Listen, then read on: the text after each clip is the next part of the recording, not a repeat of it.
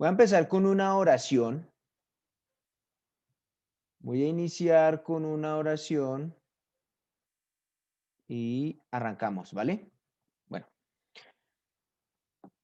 Bueno, voy a saludar a unas personas antes. Está Diana Milena Rojas, muy buen día. Mi suegra Esperanza también, y si está ahí Lina y Oscar y todos viendo, muy buen día, bienvenidos. Vilma Clarisa y Pedro Ferney también, muy buen día, bienvenidos. Germán Vallecillo también, buen día, bienvenidos. Francisco González, buen día, bienvenidos. Ade García también, buen día. Si de pronto me pueden colocar ahí de dónde nos están viendo. Hasta ahora estos son los que puedo ver. A veces me permite ver más personas, a veces no. Bueno, voy a empezar con una oración mientras ustedes me van escribiendo ahí de dónde nos están viendo el día de hoy. Cariñoso Señor, Dios, Rey, Santo Padre que estás en los cielos, que reinas y gobiernas, Señor, por los siglos de los siglos. Muy buen día, Padre mío. Muchísimas gracias, Señor, por este tiempo, por esta mañana, Dios, por permitirme estar aquí en casa de mi hermano, haber podido pasar un tiempo con ellos anoche, Señor. Muchísimas gracias, Padre mío, por mis sobrinos, porque pude también pasar un tiempo con ellos, Señor. Y pues ahora, del Santísimo Rey, nos disponemos para aprender acerca de ti y de tu palabra, que por favor tú nos nutras y nos alimentes con esa verdad, Señor. Que te ruego, por favor, llegue al corazón de cada una de las personas que están conectadas en esta mañana, Señor, más las que se irán conectando o las que irán a ver la prédica más tarde, Santísimo Padre. Que tu Espíritu Santo nos dé a todos entendimiento, conocimiento, discernimiento, inteligencia, sabiduría y buen juicio para poder entender tu palabra, Señor. Pero lo más importante para que podamos vivirla esta semana, Santísimo Rey, que podamos reflejar tu amor, Señor, que podamos reflejar tu imagen, Santísimo Padre, a las personas que nos rodean, Señor, para poder aportarle a este mundo, Dios, algo de amor, algo de bondad, un cambio real, Santísimo Rey. También te ruego que me utilices por medio de tu Espíritu Santo para llevar un mensaje claro y sincero, Dios, que tú me utilices, Padre mío, que seas tú quien hable. No vaya yo a colocar mi propia opinión, Señor, sino que sea tu palabra, Dios, hablando a través de mí. Te doy muchas gracias, Santísimo Rey. Te oro, ruego y agradezco por todo esto en el amado nombre de Cristo Jesús. Amén. Por ahí también está Yani y mi hermano Fernando desde Panamá. Muy buen día. Bienvenidos. Está Francisco González desde Chicago, Illinois. Muchísimas gracias, Francisco, por acompañarnos en este día. Bueno, ahí a medida que vayan entrando para que puedan ir diciéndonos de dónde nos acompaña. Bueno, como les decía, hoy vamos a estudiar en nuestra serie que titulamos Jesús, el hombre de las parábolas. Hoy vamos a estudiar la fiesta para la boda. Está en Mateo capítulo 22. Vamos a iniciar en el versículo 1 y vamos a hacerlo hasta el versículo 14. Yo voy a leer una versión Reina Valera 1995 y en el resto de la prédica utilizaré otras versiones como Nueva Versión Internacional, Reina Valera Contemporánea y utilizaré algunas otras versiones. Bueno, Mateo 22, versículo 1. Buen día, Lucky. Lucky nos acompaña desde Guatemala. Muy buen día, bienvenida. Germán Vallecillo nos ve desde Nashville, Tennessee. En Nashville está un gran amigo mío con quien estoy construyendo una relación. Es Steven Brown, con quien he tenido un tiempo últimamente. Un hombre con mucha sabiduría, con un gran corazón. Ade García nos ve desde Los Ángeles. Muy buen día también. Bueno, Mateo capítulo 2, versículo 1 dice, Jesús volvió a hablarles en parábolas y les dijo, el reino de los cielos es semejante a un rey que hizo una fiesta de bodas para su hijo y envió el rey a sus siervos para convocar a los invitados a la fiesta de bodas, pero estos no quisieron asistir. Versículo 4. Volvió el rey a enviar a otros siervos y les dijo, díganles a los invitados que ya he preparado el banquete, que he matado mis toros y animales engordados y que todo está dispuesto para que vengan a la fiesta. Versículo 5. Pero los invitados no hicieron caso. Uno de ellos se fue a su labranza, otro a sus negocios y otros agarraron a los siervos, los maltrataron y los mataron. Cuando el rey supo esto, se enojó. Así que envió a sus ejércitos. Perdón, alguien me prendió el micrófono. Ya silenciaron. Vale, muchísimas gracias. Bueno, entonces, voy a volver al versículo 6. Y otros agarraron a los siervos, los maltrataron y los mataron. Versículo 7. Cuando el rey supo esto, se enojó. Así que envió a sus ejércitos, destruyó a aquellos homicidas y quemó su ciudad. Entonces dijo a sus siervos: la fiesta de bodas ya está preparada, pero los que fueron invitados no eran dignos de asistir. Por tanto, vayan a las encrucijadas de los caminos e inviten a la fiesta de bodas a todos los que encuentren. Versículo 10. Los siervos salieron por los caminos y juntaron a todos los que encontraron lo mismo malos que buenos, y la fiesta de bodas se llenó de invitados. Versículo 11. Cuando el rey entró para ver a los invitados y se encontró con uno que no estaba vestido para la boda, le dijo: amigo, ¿cómo fue que entraste aquí sin estar vestido para la boda? Y aquel enmudeció. Versículo 13. Entonces el rey le dijo a los que servían: aten a este de pies y manos y échenlo de aquí, a las tinieblas de afuera. Allí habrá llanto y rechinar de dientes, porque son muchos los llamados, pero pocos los escogidos.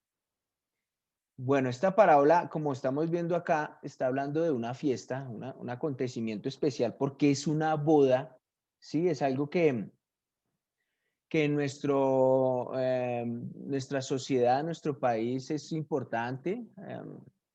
Muchas personas no se casan precisamente por eso, porque saben que es un gasto, es un costo, es algo en lo que se debe invertir. Además que es una decisión muy importante esto de una boda, de un matrimonio, ¿no? Es un compromiso para toda la vida, para toda la vida. De hecho, ahí cuando uno dice en las, ¿cómo se llaman? ¿Las qué, perdón? No. Cuando se están en los votos se dice que es hasta que la muerte nos separe, ¿no? Es un compromiso toda la vida. Y eso en otras prédicas hablan mucho del divorcio. Para Dios no existe el divorcio, no existe. No, eso no es algo que se inventaron los hombres. Porque realmente Dios hizo al hombre y a la mujer. Y ahí en Génesis dice en el primer capítulo, dice que hombre y mujer los creó y dejará el hombre a su madre y a su padre y serán como un solo ser, ¿cierto? Entonces es una cosa bien importante esto de las bodas. Ahora, vemos en esta parábola cómo la invitación del rey es despreciada. Es lo primero que podemos ver ahí, que él invita a unas personas, a sus siervos, ¿cierto? Al pueblo lo invita, ¿sí? Y lo desprecian. Esta escritura nos habla de la invitación a las bodas del hijo del rey. Y esta parábola forma parte de un trío de parábolas que tienen que ver con el tema de la autoridad de Dios y de cómo los hombres responden a esa autoridad, de cómo los seres humanos respondemos a esa autoridad y las consecuencias de esa respuesta, de cómo respondemos. Entonces, responder a esa invitación, ya sea positivo o negativamente, pues obviamente trae unas consecuencias igualmente positivas o negativas. Bueno, sigamos. El personaje central de esta parábola es el rey, que está representando a Dios. El banquete de bodas representa la invitación que Dios hace a toda la humanidad, a todo el mundo para ser miembro del reino. Los siervos que envía representan a los profetas del Antiguo Testamento y también a cada una de las personas que anuncian el mensaje del Evangelio. Eso está ahí pues en el versículo 3 y 4. Cuando habla de los otros siervos, porque acuérdense que primero envió unos siervos que los atacaron y los mataron, entonces el rey vuelve y envía a otros siervos. Esto representa a Juan el Bautista, a Jesús mismo, tal vez también representa a los apóstoles, ahí en el versículo 8 y 10. También nos habla de los primeros convidados. Dice que fueron se invitaron a unos especialmente, los primeros que se invitaron, ¿cierto? Estos representan a los judíos, a los fariseos y a todo el pueblo de Israel. Después habla de que como estos no quisieron ir, tuvieron que convidar a otras personas. Estos representan a los pecadores, a los gentiles, o como lo llaman los judíos, a los incircuncisos, o sea, nosotros. Nosotros, el pueblo que no es de Israel, nosotros que no somos de Israel, somos los incircuncisos porque nosotros no nacimos bajo esa herencia israelita, ¿no? Ahora, por otro lado, al parecer la boda representa, esta boda que se está hablando aquí, representa esa boda de Jesús con la iglesia en el día último. Y ahí sí me gustaría que me acompañaran, por favor, a Apocalipsis capítulo 19, versículo 7. Este Apocalipsis también lo voy a leer de la versión Reina Valera 1995. Apocalipsis capítulo 19, versículo 7. María Regla Figueroa, muy buen día, bienvenida. No sé de dónde nos ves hoy. Ángela Suárez, sé que estás en Villavicencio, muy buen día, bienvenida. Miguel Ángel Méndez Rodríguez, desde Villavicencio, muy bien, muy buen día, Miguel Ángel. Malena Guadiana también, muy buen día, bienvenida.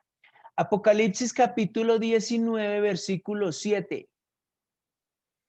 Apocalipsis 19, 7 dice: gocémonos, alegrémonos y démosle gloria, porque han llegado las bodas del Cordero y su esposa se ha preparado, y a ella se le ha concedido que se vista de lino fino, limpio y resplandeciente, pues el lino fino significa las acciones justas de los santos. El ángel me dijo: escribe, bienaventurados los que son llamados a la cena de las bodas del Cordero. Y me dijo: estas son palabras verdaderas de Dios. Entonces, al parecer, esta parábola de Mateo se está refiriendo a estas bodas, a las bodas del Cordero con la novia, que es la iglesia, la que está reuniendo hoy en día. Desde que Jesús se fue, desde su muerte, su crucifixión, su resurrección, hasta el día de hoy se ha venido recogiendo un pueblo para que haga parte de esas bodas, que es una iglesia, que es con la que Jesús se va a casar. Voy a contarles un poco más de las costumbres judías de los matrimonios. Las costumbres de una boda en esa época eran distintas a las costumbres que tenemos nosotros hoy en día. Según la costumbre de esa época, de las fiestas de las bodas, la primera invitación que demandaba la persona, el papá del novio, enviaba la invitación, solían salir más o menos con semanas o meses de anticipación. O sea, esas invitaciones salían con semanas o meses de anticipación, sin especificar el tiempo exacto en que se iba a dar la boda. Pero, digamos, con 3 meses más o menos se enviaba la invitación para que la persona se fuera preparando para esa fiesta. Luego, al llegar la fecha para la fiesta, los siervos salían otra vez para decir a los convidados que habían aceptado la invitación que todo estaba ya listo para comenzar esos festejos. ¿Sí? Entonces, de modo pues que los convidados, además de ser súbditos del rey, porque en este caso nos dicen que son súbditos del rey, ¿cierto? Tenían ya el deber de obedecer en todas las cosas y en especial en esta, y que al parecer ya se habían comprometido en asistir a esa boda. A diferencia de las fiestas de hoy en día, de las fiestas contemporáneas, en las de ese entonces duraban varios días las fiestas de los matrimonios. Hoy en día pues dura apenas la noche y eso.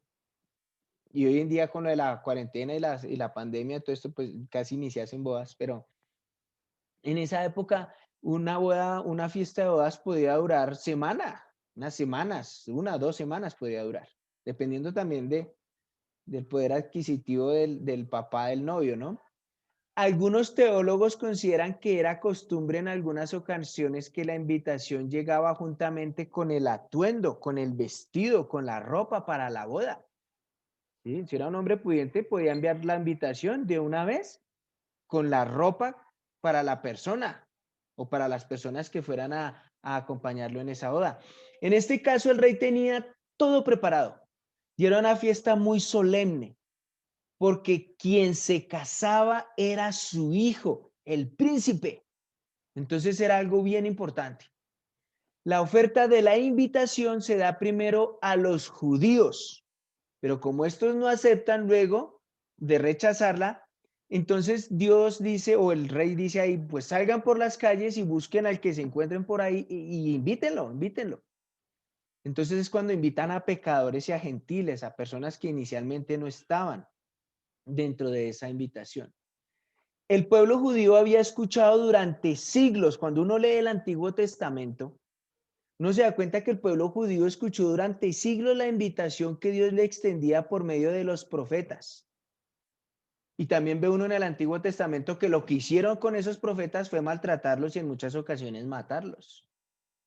Y esos profetas lo único que estaban haciendo era invitándolos para esa fiesta de bodas al pueblo de Israel desde el Antiguo Testamento se lo estaba anunciando. ¿Sí? Vemos a través del Antiguo Testamento que Dios siempre les anunció la llegada de su Hijo. Y cuando eso ya sucedió, no lo vieron. A pesar de la promesa del pueblo de obedecer a Dios, porque lo habían hecho, ellos se habían comprometido.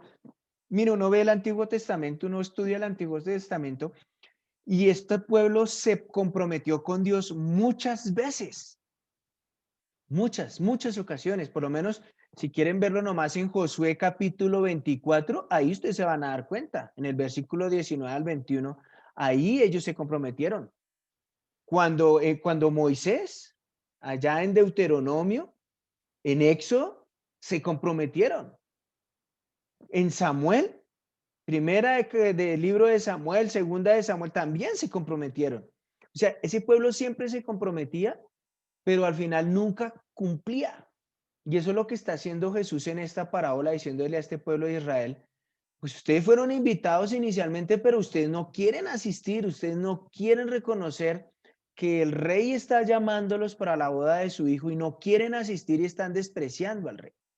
¿Sí?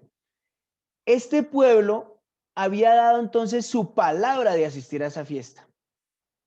Entonces existía una gran expectativa de los judíos por la llegada del Mesías. Es cuando Jesús llegó a la tierra, los judíos vivían en una expectativa esperando en qué momento llegaría ese Mesías. Pero cuando el Mesías llegó, cuando Jesús llegó, ¿cierto?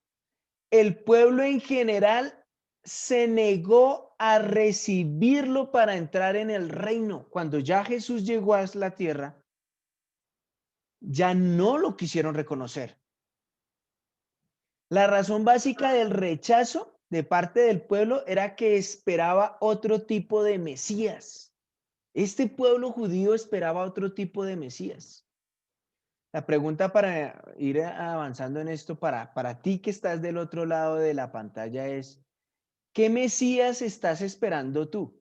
¿Qué clase de Mesías esperas tú?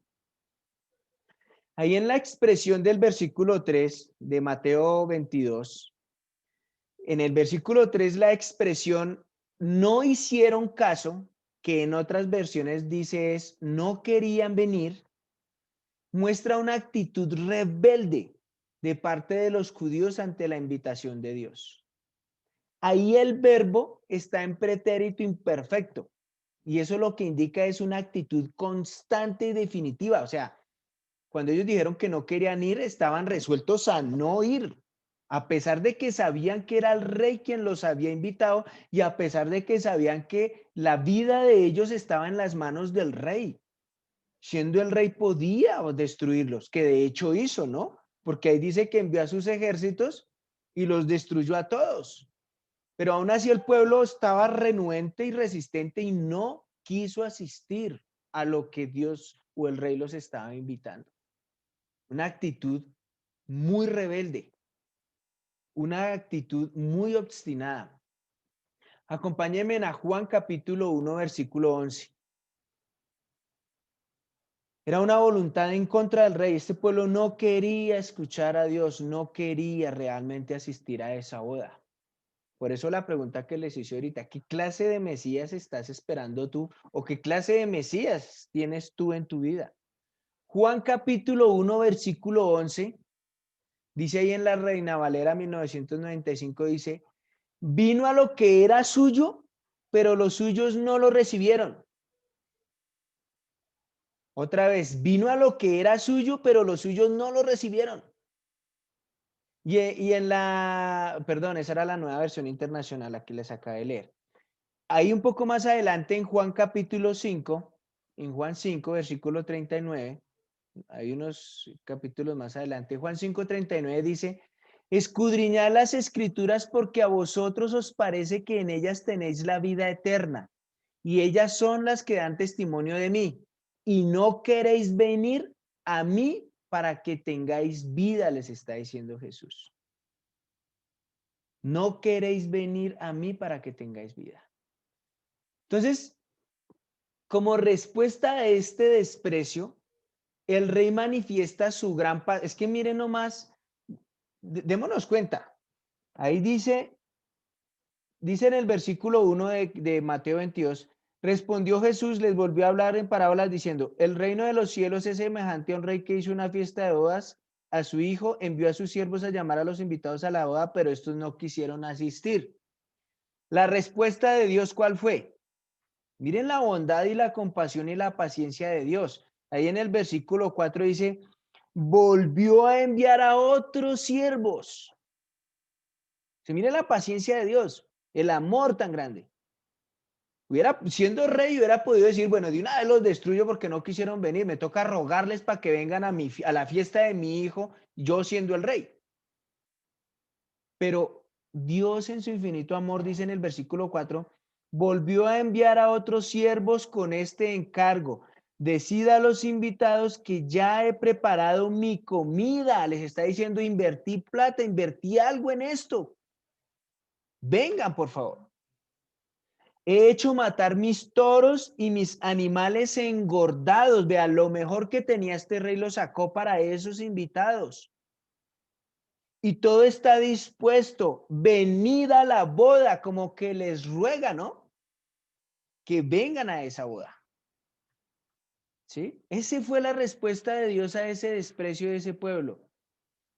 El rey manifiesta su gran paciencia, manifiesta su inmenso amor, manifiesta su misericordia, enviando a otros siervos con un mensaje más urgente y con más detalle. Les dice, mire, ya mandé matar los toros engordados, ya hice esto, ya hice lo otro, mire, ya hay una inversión acá, por favor asistan. Les ruega a que asistan, ¿sí? Entonces, para nuestro caso, el pago fue la vida de Jesús. Eso fue lo que se dio. Para que nosotros podamos ser sanos, para que nosotros podamos ser salvos, lo que se invirtió para que nosotros pudiéramos asistir a esa boda fue la vida de Jesús, su muerte, su sangre en esa cruz. Él se subió a esa cruz recibiendo nuestros pecados para podernos dar vida. Ese fue el pago. Difícilmente uno estaría dispuesto a dar un hijo por una persona que no conoce, y menos si es una persona pecadora. Pero Dios sí lo hizo. Sí entregó a su hijo por nosotros. ¿Sí? Entonces, para nuestro caso, el pago fue la vida de Jesús. Entonces hubo dos tipos de respuesta. De parte de los convidados, que se resume en el versículo 5 con la frase, no le hicieron caso. Y dice lo siguiente. Unos fueron a sus tareas rutinarias. ¿Sí? Dice ahí en el versículo 5. Pero ellos sin hacer caso se fueron unos a su labranza, otros a sus negocios y otros tomando, mire, y estos fueron todavía más tenaces y otros, que es la segunda respuesta, lo que hicieron fue tomar a los siervos, los golpearon y los mataron, o sea, no contentos con no obedecer al rey, pero a eso maltratan y matan a los siervos que envió el rey. Entonces, unos fueron a sus tareas rutinarias, indicando que no daban importancia a la invitación del rey, ni al compromiso previo que habían hecho con el rey. O sea, una indiferencia total. Y otros respondieron con hostilidad, con violencia, insultando y matando a los siervos del rey.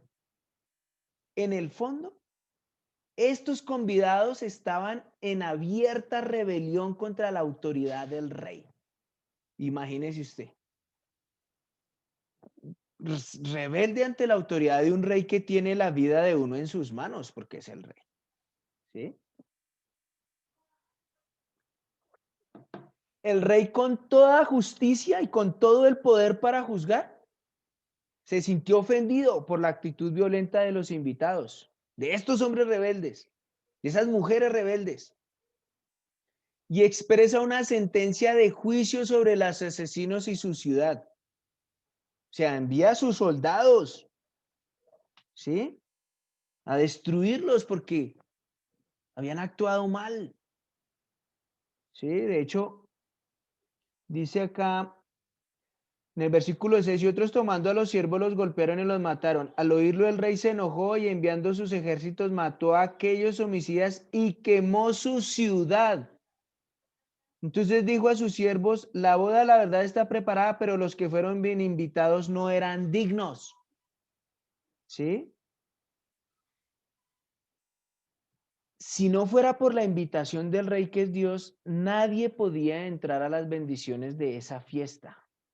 O sea, yo no puedo entrar a la boda de un rey, del hijo del rey, si él no me invita. No, porque muy seguramente cuando entre y no se encuentra que no estoy invitado, pues me sacan, me echan. Nadie puede entrar sin la bendición del rey, de Dios. Y Dios invita, pero no obliga a nadie. Uno puede aceptar o no, ¿sí? Que puede aceptar la invitación si quiere o no. Pero si la rechaza, está escogiendo su propia destrucción, porque es que es vivir sin Dios, es vivir sometido al pecado. La misma Biblia lo dice, que uno se hace esclavo de las pasiones de las cosas a las que sirve. Si sirve a Dios, pues serás esclavo de Dios y vivirás en una libertad muy diferente a la que enseña el mundo. Entonces, se manifiesta ahí la maravilla de la gracia de Dios en esa invitación a esa fiesta, pero también es muy evidente la indiferencia y el rechazo de la invitación por parte de la humanidad. Le cuesta aceptar a Dios. Y algunos aceptan a Dios a su manera, no como Dios dice que se debe aceptar. Entonces, la parábola deja en claro que el evangelio de Jesús es para todas las naciones del mundo. Es un evangelio universal, como está ahí en el versículo 9, porque dice ahí en el versículo 9, id pues a las salidas de los caminos y llamad a la boda a cuantos halléis. Es un llamado universal. Y no solo es un evangelio universal, sino que también es un evangelio de gracia, porque invitan a unas personas que no tenían ningún derecho. La invitación llega a buenos y a malos. En el versículo 10 lo dice. Entonces salieron los siervos por los caminos y reunieron a todos los que hallaron, tanto malos como buenos, y la boda se llenó de invitados. Ahora, sin que ellos lo merecieran, porque no lo merecían, como que salió, les dijo a los siervos, pues van, busquen en la calle a ver qué encuentran, pero porque la fiesta ya está lista y mi hijo se va a casar, y pues necesito invitados para regocijarnos con mi hijo y pasarla bien. ¿Sí? Entonces, no lo merecían y no lo esperaban estas personas. Se piensa que los únicos que deberían ser cristianos, y uno lo escucha a veces en la sociedad y en la gente, muchos piensan que los únicos que deberían ser cristianos son los que han tocado fondo. Y a veces cuando me preguntan que si soy cristiano y les digo que soy cristiano y a veces me piden que un poco de mi testimonio y les doy mi testimonio, me dicen, ah, claro, es que por eso es que usted es cristiano. Usted cayó en las drogas y usted esto y lo otro, ¿cierto? Y se piensa que solamente debe ser cristiano el que toca a fondo. pero realmente el cristianismo es para todo el mundo, para el malo, pero especialmente para el que se cree bueno, porque es que esa es otra cosa, ¿no? Que hay personas que se creen buenas. Una vez va a compartir la fe y me dice, no, tranquilo, yo soy una buena persona. Aunque la misma Biblia dice que no hay bueno ni aún uno. Eso es lo que no entiende la humanidad. Que no hay ni siquiera uno justo o bueno, alguno que pueda decir yo soy bueno. De dientes para afuera podrá decir que es bueno, pero ya adentro, Romanos capítulo 3, versículo 10, Romanos 3:10.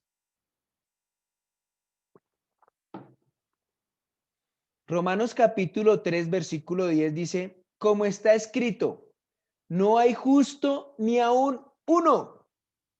No hay quien entienda, no hay quien busque a Dios.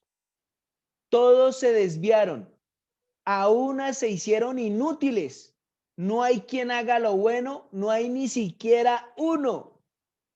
Mire, lo dice la Biblia, no estoy diciendo yo. Vuelvo y se lo repito, Romanos 3:10.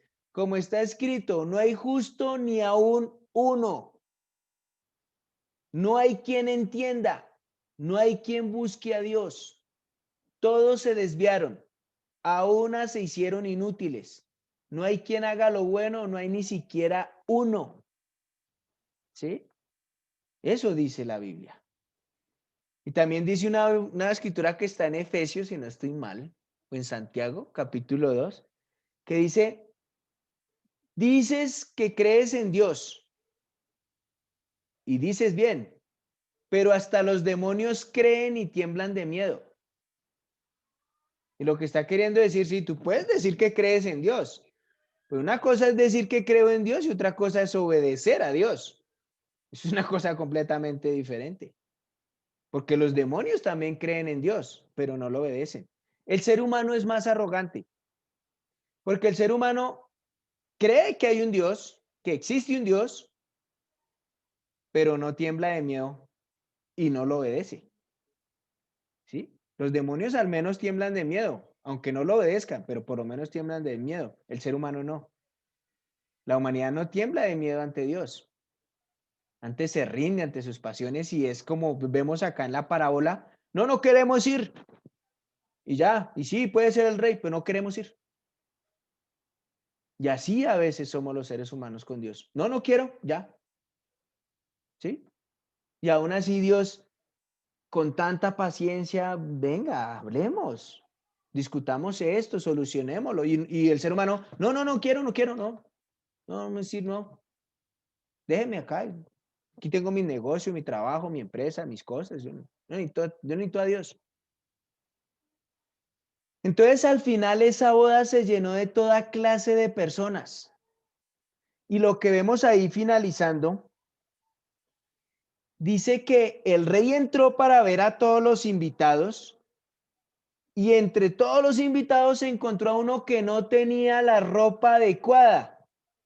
Porque acuérdese que al parecer algunos de estos hombres que invitaban a esos matrimonios y con la invitación a veces parecer enviaba la ropa también con la que tenían que vestirse para ese matrimonio. Y mire que llega y dice ahí, en el versículo 11 dice, cuando entró el rey para ver a los invitados, vio yo a un hombre que no estaba vestido de bodas y le dijo, amigo, mire cómo lo trata Dios. Le dice, amigo.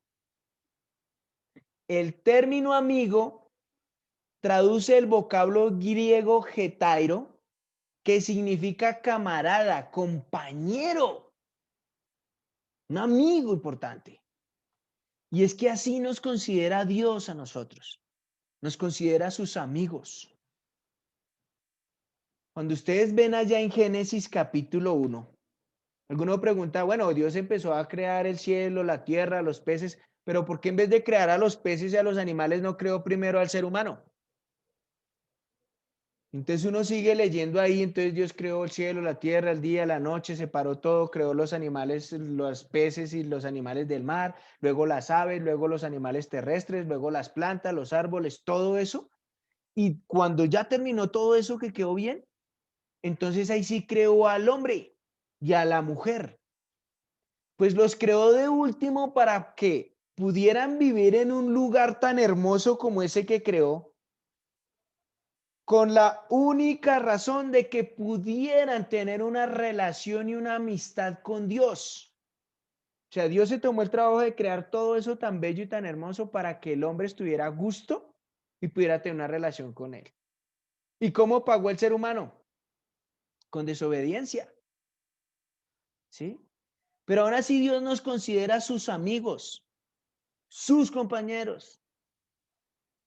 Y algunos preguntan, ¿cómo podría dirigirse este rey con un término tan amistoso a alguien que después lo iba a matar? Porque dice que lo echó afuera para que se muriera. La parábola no nos alcanza a aclarar la razón por la que el hombre fue condenado, excepto que no tenía el vestido adecuado para la boda, no estaba vestido para esa ocasión. Algunos de los teólogos, algunos teólogos importantes sugieren que el problema no era la clase de vestido que tenía o no tenía, sino la condición del vestido. La Biblia habla de la vestidura de salvación que Dios otorga al cristiano cuando acepta a Jesús como su Señor, su Maestro y su Salvador. Y ya lo he dicho en otras ocasiones. En este mundo hay dos clases de cristianos.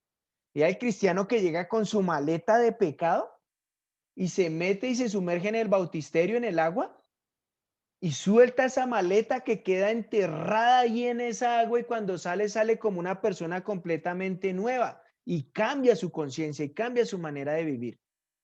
Y está el otro cristiano que llega con su maleta al bautisterio, coge la maleta, la pone a un lado del bautisterio, se mete en el bautisterio en el agua, se sumerge, así como dicen, se pega un chapuzón, se sale y luego vuelve y coge la maleta y se la pone. Pues ese no se bautizó con fe. Ese no es un cristiano real, porque volvió y tomó la maleta de pecado y volvió a hacer lo mismo de antes. En todo caso, este hombre no entró adecuadamente, no fue aprobado por el rey. Y es una advertencia a todos los que procuran entrar en el reino de Dios a su manera. Pero es que hay tantas congregaciones y doctrinas hoy en día en el mundo. ¿Sí? Y esa enseña también que no todas las religiones conducen al cielo. Ojo con eso. Eso también es otro punto que hay que tener claro.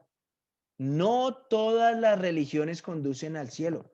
Por eso es que hay algunas personas que preguntan, oye, ¿tu iglesia es de sana doctrina o no?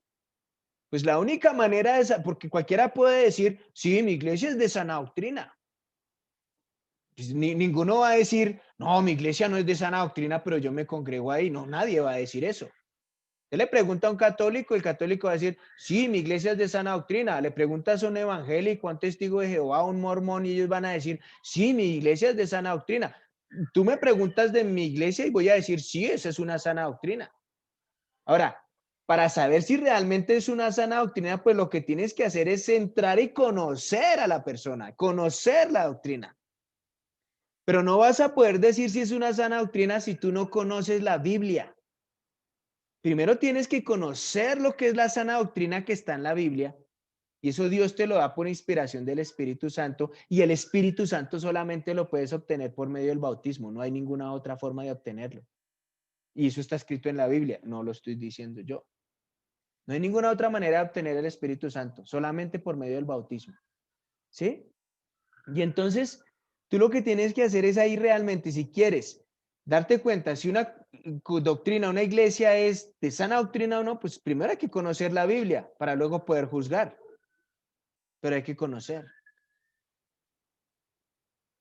Esta, entonces, enseña también que no todas las religiones conducen al cielo, pues el hombre, según se guía un camino acorde a las necesidades o a los deseos que él tiene. ¿Sí? Para ir concluyendo ya nuestra reunión de hoy. La parábola de la fiesta de bodas trata sobre el llamado de Dios a ser parte del reino de los cielos y se lo hace a cada persona que escucha la palabra del Señor por medio de la predicación del evangelio, ya sea por un amigo, un familiar, un compañero de estudio, un compañero de trabajo, un vecino, una persona que se encontró en la calle o en el bus, en un parque, ¿sí? Y habla de las consecuencias que vienen si se acepta o no se acepta. Recuerden, causa y efecto, ¿no? Toda decisión que nosotros tomemos, pues trae unas consecuencias, buenas o malas, pues las trae. Es Dios llamando a muchas personas, llamándonos a todos que necesitamos disfrutar de ese banquete que Dios ha preparado para los que lo aman. Y muchos de los que conocen saben, mi anhelo es irme a vivir con Dios, poder disfrutar de su compañía. Muchos lo van a rechazar, pero otros lo van a recibir. Y van a recibir ese llamado con gozo para seguir a Jesús por el resto de su vida en este mundo. Ahora, mirando los aspectos de esta parábola en el contexto, Jesús les está hablando a los principales sacerdotes y los fariseos y a los ancianos del pueblo, pero también podemos aplicarlo a nuestro tiempo, ya que el Señor quiere que todos vengan al banquete que Él ha preparado en los cielos. Pero lo que pasa es que a veces las muchas ocupaciones de nuestra vida, las distracciones de este mundo, hacen difícil seguir a Jesús, sea cristiano o no.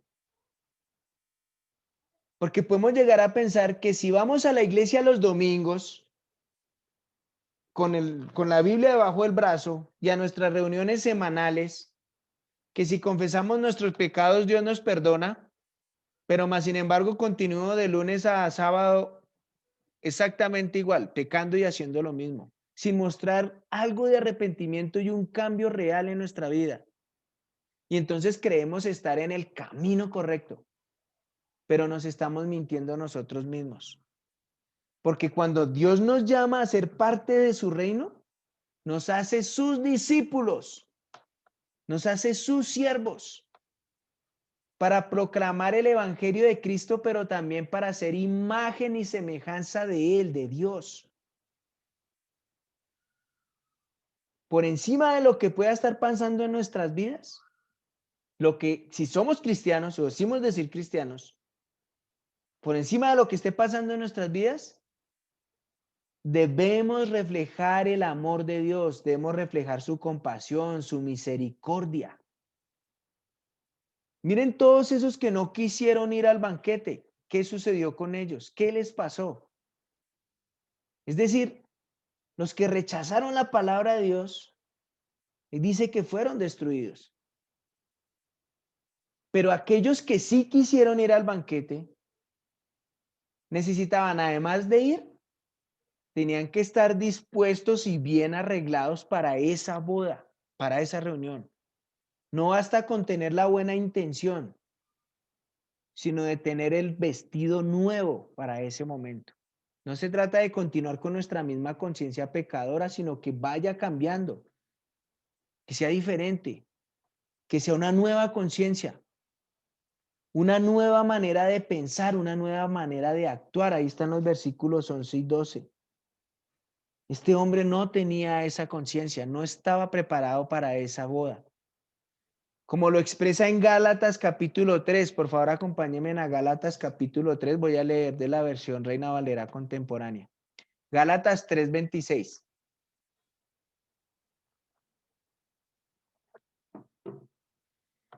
Gálatas 3:26 dice, pues todos ustedes son hijos de Dios por la fe en Cristo Jesús, porque todos ustedes los que han sido bautizados en Cristo están revestidos de Cristo.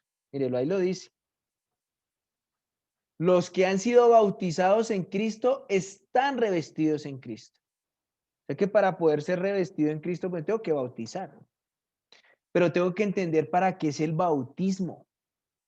Cuando uno no entiende realmente para qué sirve el bautismo, no va a lograr ser un hijo de Dios, porque ahí lo dice, empezando el versículo 26, pues todos ustedes son hijos de Dios por la fe en Cristo Jesús.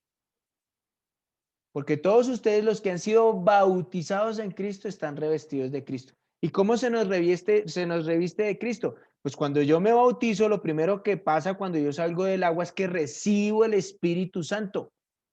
Ahí es cuando soy revestido de Cristo, cuando tengo el Espíritu Santo en mí, no antes. Y ahí el versículo 28 dice, ya no hay judío ni griego, no hay esclavo ni libre, no hay varón ni mujer, sino que todos ustedes son uno en Cristo Jesús, vea, como un matrimonio, sino que ustedes son uno en Cristo Jesús. Y si ustedes son de Cristo, ciertamente son linaje de Abraham y según las promesas, herederos. Entonces, Dios me hace heredero, me hace hijo suyo por medio del bautismo. Soy heredero de las promesas. Y acompáñenme ahora a Colosenses capítulo 3, versículo 10, Colosenses 3:10. Colosenses 3:10 dice, y se han revestido de la nueva naturaleza, la naturaleza del nuevo hombre, que se va renovando a imagen del que lo creó hasta el pleno conocimiento. O sea, eso es una cosa continua. Usted no se bautiza y de una vez se volvió perfecto. No, ahí lo que está diciendo la escritura es que se ha revestido de la naturaleza del nuevo hombre, que se va renovando a imagen del que lo creó hasta el pleno conocimiento. Eso es un caminar diario. Cada día Dios lo va perfeccionando a uno. El que piense que se va a bautizar y se hace cristiano y que inmediatamente eso se vuelve perfecto, no. Eso es un caminar. Es una lucha diaria contra uno mismo. El versículo 11 dice, donde ya no importa ser griego o judío, estar circuncidado o no estarlo, ser extranjero o inculto, siervo o libre, sino que Cristo es todo y está en todos. El versículo 12 dice, por lo tanto, como escogidos de Dios, santos y amados, revístanse de entrañable misericordia, de benignidad, de humildad, de mansedumbre y de paciencia. Ese es el verdadero vestido que tiene que tener un cristiano. Sean mutuamente tolerantes. Si alguno tiene una queja contra otro, perdónense de la misma manera que Cristo los perdonó. Pero a nosotros nos cuesta mucho perdonar la ofensa del otro. En los que somos casados, oiga, ¿cómo nos cuesta perdonar las ofensas que hace que la persona nos comete? Y a veces nosotros somos el que cometemos la ofensa y aún nos indignamos con la otra persona, ¿no? Tenemos una manera de justificarnos y de achacarle nuestro pecado al otro. Nos cuesta. De hecho, entre las personas, y yo he tratado de quitar eso en mi familia, está la siempre, es que me hiciste enojar. Le dice uno a la esposa o al hijo, tú me hiciste enojar. No, eso es un falso. Mentiras. Ellos no te hicieron enojar. Tú tomaste la decisión de enojarte. ¿Por qué le vas a echar la culpa a los demás de tu pecado? Si sabes que enojarse es un pecado y tú te enojas, pues no le eches la culpa a los demás de tu pecado. Tú fuiste el que decidió enojarse. ¿Sí? Si tú decides odiar, no puedes justificar tu odio por una persona por lo que haya hecho. Tú tomaste la decisión. Y el versículo 14 dice, y sobre todo revístanse de amor. Esto es lo más importante. El vestido más importante, el que pone como esta corbata que tengo yo ya aquí puesta que me hace ver muy elegante y todo. Pues es el amor, es esa parte que me reviste y me hace distinguirme de los demás. El amor. Dice ahí que es el vínculo perfecto, que en el corazón de ustedes gobierna la paz de Cristo, a la cual fueron llamados en un solo cuerpo, y sean agradecidos. Entonces, para concluir, venir a Cristo y seguir haciendo las mismas cosas de antes, sumergidos en el pecado, es estar en la fiesta de bodas sin el vestido adecuado. Y recuerden, como dice ahí en Mateo 22 al finalizar en el versículo 14, pues muchos son llamados, pero pocos los escogidos. Es la invitación para todos ustedes el día de hoy. Es bueno, si los llamaron, ¿quieren ser de los escogidos? Si te golpearon a la puerta, si Dios está tocando esta mañana a tu puerta y te está hablando con estas escrituras, ¿qué vas a hacer?